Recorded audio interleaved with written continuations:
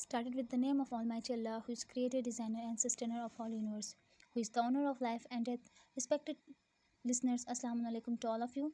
This is me, Rihana Hassan. Today I am going to deliver a lecture on topic TCA cycle and its outcome. So let's start our lecture. So guys, TCA cycle को tricarboxylic cycle, Krebs cycle और citric acid cycle भी कहा जाता है।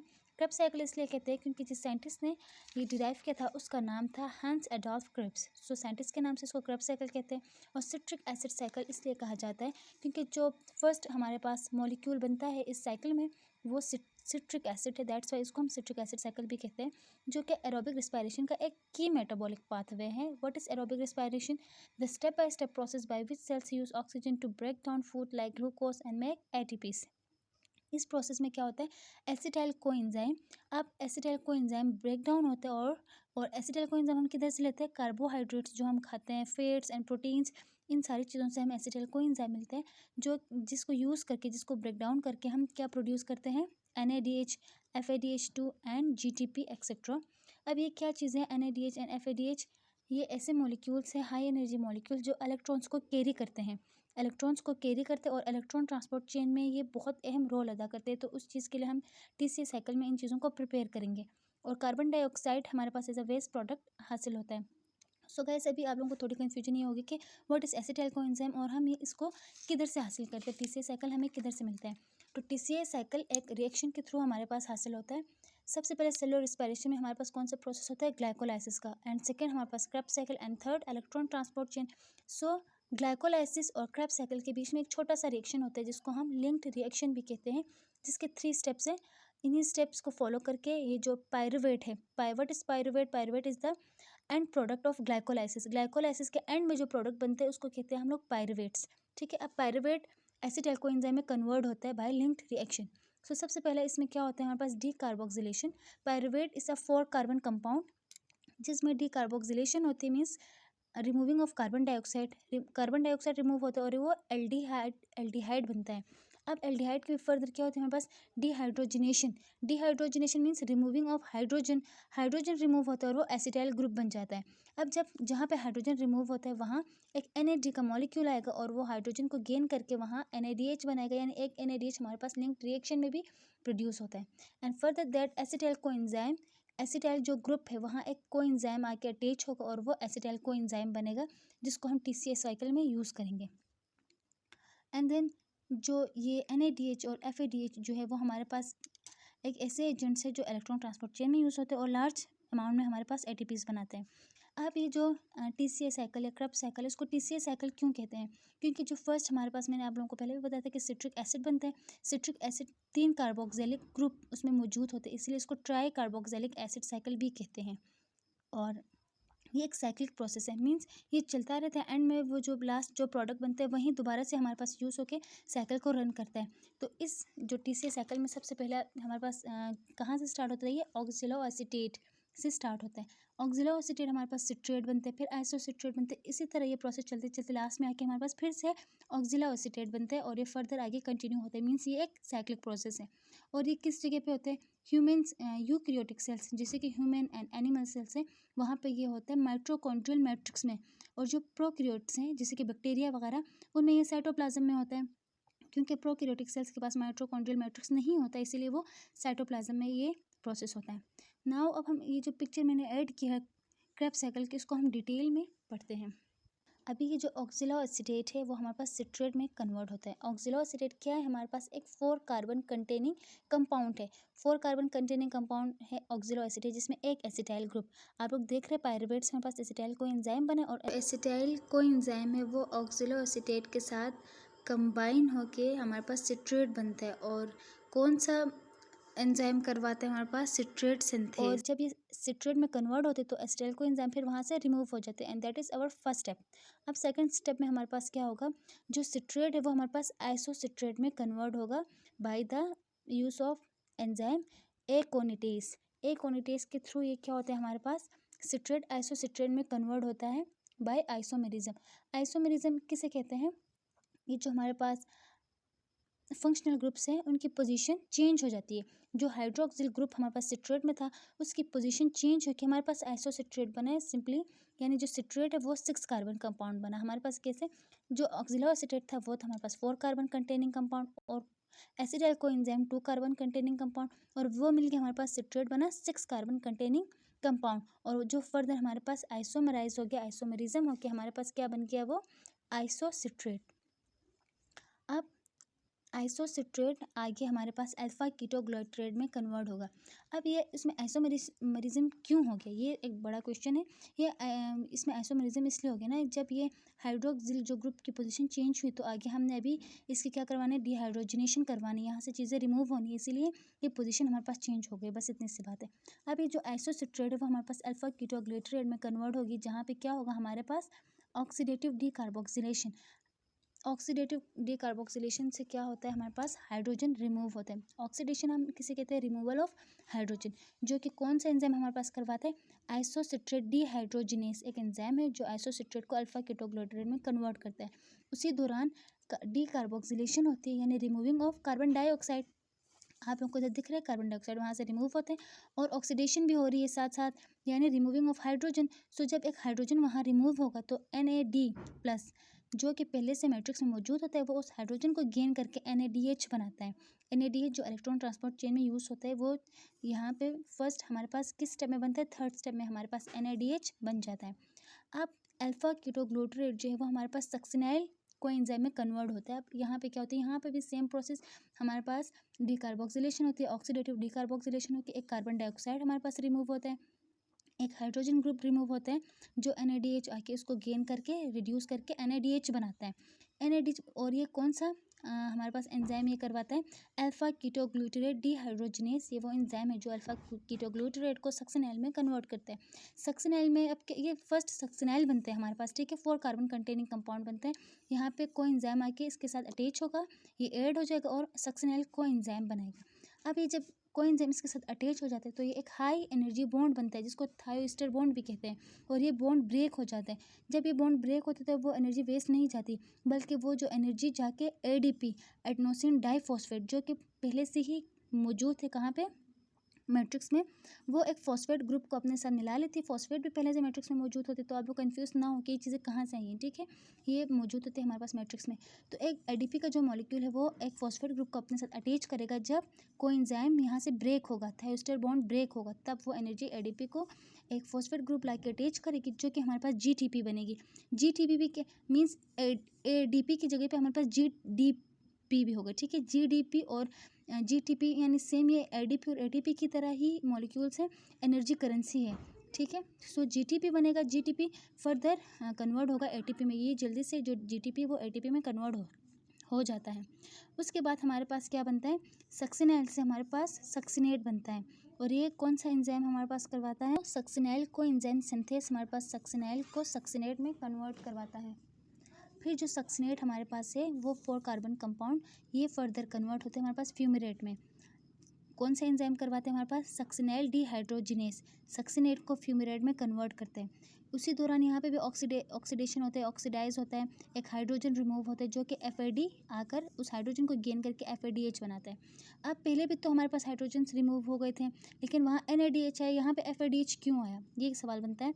तो NADH थोड़ा सा high energy रखता है FADH के मुकाबले में, तो यहाँ सक्सिनेट से फ्यूमिरेट बनते हुए हमारे पास थोड़ी सी एनर्जी रिलीज हुई थी, इसीलिए हमारे पास FAD आया FADH बनाने के लिए। बस इतनी सी बात है इधर। उसके बाद जो फ्यूमिरेट है, फ्यूमिरेट हमारे पास माल्टेट में कन्वर्ट हो जाता है।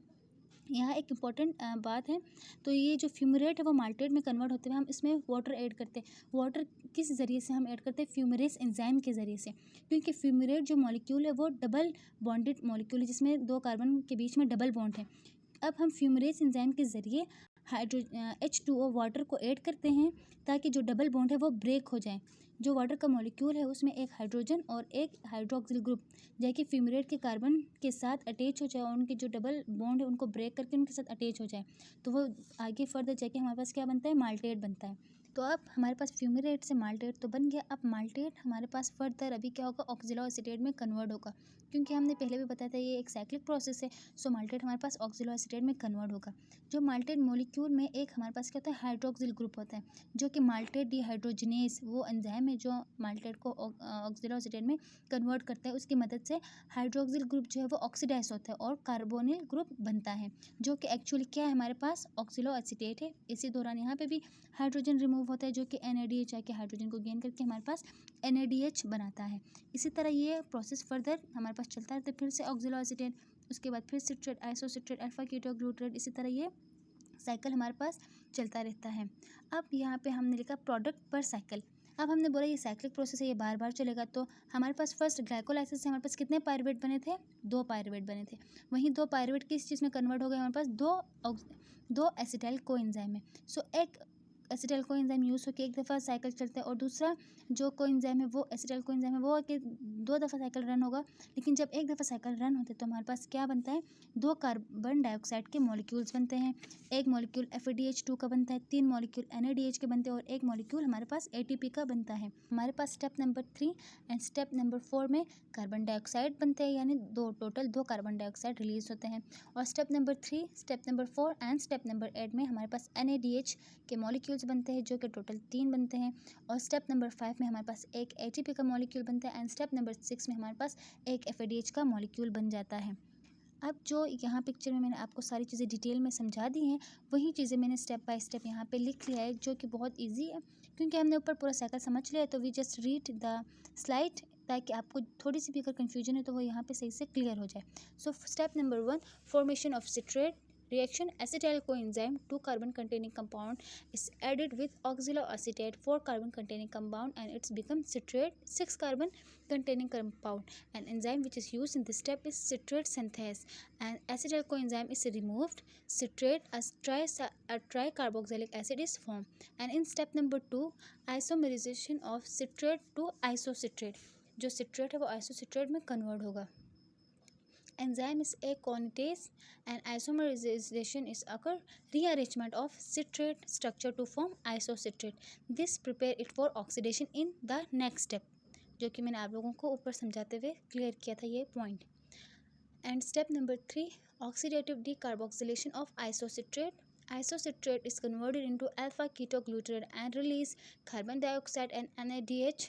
Enzyme which is used is isocitrate dehydrogenase, and oxidation is happen in here.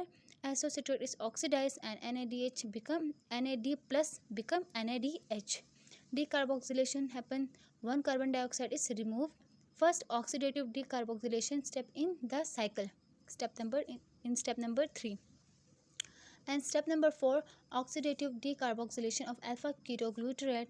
Reaction alpha ketoglutarate is converted into succinyl coenzyme and remove carbon dioxide and NADH. Enzyme which is used is alpha ketoglutarate dehydrogenase, and oxidation is occur, decarboxylation is occur, and NAD is become NADH, and 1 carbon dioxide is released. Coenzyme is added to form succinyl coenzyme. Second, oxidative decarboxylation. And in step number 5, conversion of succinyl coenzyme to succinate, and release acetyl coenzyme GTP और ATP. हम GTP भी कह सकते हैं, ATP भी कह सकते हैं. Enzyme which is used is succinyl coenzyme synthase, and acetyl coenzyme is remove, energy release to form GTP. Why? substrate level phosphorylation. substrate level phosphorylation यानी एक phosphate group का जाके attach हो जाना, that is. And in step number 6, oxidation of succinate to fumarate. जब succinate फ्यूमिरेट में convert हो जाता है तो एक FADH मॉलिक्यूल वहाँ से रिलीज होता है. Enzyme which is use is succinate dehydrogenase. FAD is reduce to FADH2, not NADH, because energy release is less. जो मैंने आपको पहले क्लियर कर दिया था कि NADH में थोड़ा ज़्यादा एनर्जी होता है FADH के मुकाबले में. सो यहाँ पे कम एनर्जी रिलीज हुई थी, इसलिए हमने FAD का यूज़ किया था. Now in step number 7, dehydration of fumarate to maltate. Fumarate and water is added to form maltate. Enzyme which is used is fumarase, and water is added, hydration, maltate is formed. पानी को हम add करेंगे तो पानी का molecule जाके fumarate के जो डबल कार्बन बॉन्ड का जो कार्बन में डबल बॉन्ड है उनको ब्रेक करके हमारे पास माल्टेट बनाएगा. And in step number 8, which is last, oxidation of maltate to oxaloacetate. Maltate is converted into oxaloacetate which release NADH. Enzyme which is used is maltate dehydrogenase. And what happen here? NAD is reduced to NADH. Oxaloacetate is regenerated to restart the cycle. So now we are going towards the outcome of the TCA cycle. मैंने आपको पहले भी बताया था कि ये cyclic process और ये रन होता रहता है, लेकिन जब एक दफ़ा ये साइकिल चलता है, produce of 1 turn of the TCA cycle from 1 acetyl coenzyme, तो हमारे पास क्या चीज़ें बनती हैं? Carbon dioxide 2 molecules, NADH 3, FADH 2 1 and GTP 1. और जो NADH and FADH go to the electron transport chain to generate ATP. GTP can be converted to ATP. And now TCA cycle ऐसा एम्फोबैलिक पाथवे, यानी यहाँ पे catabolic भी चलता है, ये एनाबॉलिक पाथवे भी है. सो कैटाबॉलिक में क्या होता है? Breaks down acetyl coenzyme to form for energy. यहाँ पे ब्रेक डाउन होती है हमारे पास एनर्जी रिलीज होने के लिए. और एनाबॉलिज्म में क्या होता है? हमारे पास चीज़ों का मिल के बन जाना कुछ. सो अल्फा कीटोग्लूटारेट किस चीज़ के लिए यूज़ होता है? अमाइनो एसिड्स पे बनाते हैं. सक्सेनाइल कोएंजाइम हमारे पास हीम बनाते हैं जो कि हमारे पास हीमोग्लोबिन का एक पार्ट है. ऑक्सिलोएसिटेट जो कि ग्लूकोज बनाता है. वाई? ग्लूकोजेनेसिस, यानी the process in which glucose is formed. Now acetyl coenzyme entering the cycle to produce. Acetyl coenzyme ये पहले डिस्कस हो चुका है ऊपर वहीं कि कार्बन डाइऑक्साइड 2 दफ़ा बनता है, NADH 3 दफ़ा बनता है, और इनका काम क्या है, इंपॉर्टेंस एंड फंक्शन हम वो देख लेते हैं. So carbon dioxide waste gas exhaled by lungs as a waste, वो हमारे जो लंग्स है उसको निकाल लेते हैं. And NADH carries high energy electrons to electron transport chain to produce ATP. FADH2 also carry electrons to the electron transport chain, less energy than NADH. And GTP or ATP usable energy molecule for cellular process. And oxaloacetate regenerated and combines with acetyl coenzyme to restart the cycle. और एक glucose से हमारे पास 2 acetyl coenzymes बनते हैं, जिससे TCA cycle हमारे पास twice पर glucose यानी 2 दफ़ा रन होता है. सो जब एक दफ़ा होता था तो हमारे पास 2 कार्बन डाइऑक्साइड बनते थे, तो अभी हमारे पास 2 दफ़ा साइकिल रन होगा तो कितने बनेंगे? 4 carbon dioxide, 6 NADH, 2 FADH, 2 ATPs and oxaloacetate is regenerated each time. So total कितने बनते हैं? अब हमने वो चीज़ देखनी है. टोटल कितने बनेंगे हमारे पास? एक NADH जो है वो हमारे पास 3 ATPs प्रोड्यूस करने की सलाहियत रखता है. एंड 1 FADH 2 ATPs बनाने की सलाहियत रखते हैं. सो इन TCA साइकिल टोटल पूरे TCA साइकिल में कितने ATPs बनते हैं हम वो चीज़ कैलकुलेट करेंगे. सो 6 NADH 6 दफ़ा, जब 2 दफ़ा साइकिल चलते हैं तो 6 NADH बनते हैं. So 6 is multiply by 3 because 1 NADH is equals to 3. So 6 is multiply by 3, 18 ATPs बनेंगे. 2 ATPs को हम ऐसे लिख लेंगे. And 2 FADH 2 multiply by 2 is equals to 4. So 18 + 2 + 4 हमारे पास कितने बनेंगे? 24. So total 24 ATPs are formed in TCA cycle. And that's all about my lecture. मेरा लेक्चर यहीं पे एंड होता है. सो मैंने यहाँ पे कुछ MCQs रेडी किए हैं ताकि हमें पता चल जाए, हमें एक दफ़ा रिवीजन हो जाए कि ऊपर जो हमने पढ़ा था वो चीज़ हमें सही से समझ आई है या नहीं. So first MCQs is what is the primary function of the TCA cycle. TCA cycle का प्राइमरी फंक्शन क्या है? Synthesize glucose, generate ATP directly, produce reducing equivalents NADH, FADH2 for the electron transport chain. Option number D, break down fatty acid. इसका जो correct answer है वो हम last में देखेंगे, तब तक हम दूसरे क्वेश्चंस को रीड करते हैं. Which molecules enter the TCA cycle by combining with oxaloacetate? Acetyl coenzyme, pyruvate, citrate और succinyl coenzyme. MCQ number 3, what is the first double compound formed in the TCA cycle? Succinic acid, fumarate, citrate, maltate. And MCQ number 4, how many NADH molecules are produced per turn of the TCA cycle? 2, 3, 4 or 6. Which enzymes catalyze the conversion of isocitrate to alpha ketoglutarate? Citrate synthase, aconitase, isocitrate dehydrogenase और succinate dehydrogenase. Now हम answers की तरफ आते हैं कि इन MCQs के answer क्या है. सो फर्स्ट का जो आंसर है वो है 3. हमारे पास जो हम TCA साइकिल करते हैं किस लिए है? To producing reduce equivalents NADH and FADH2 for the electron transport chain. And answer number 2 हमारे पास एसिटाइल कोएंजाइम है, मीन्स ऑक्सिलोएसिटेट के साथ एसिटाइल कोएंजाइम मिलता है और हमारे पास आगे क्या बनाता है? सिट्रेट बनाता है. And the answer number 3 is citrate. Answer number 4 is 3 and answer number 5 is isocitrate dehydrogenase. And that's it. If you have any query, any question, you may ask freely. Allah Hafiz.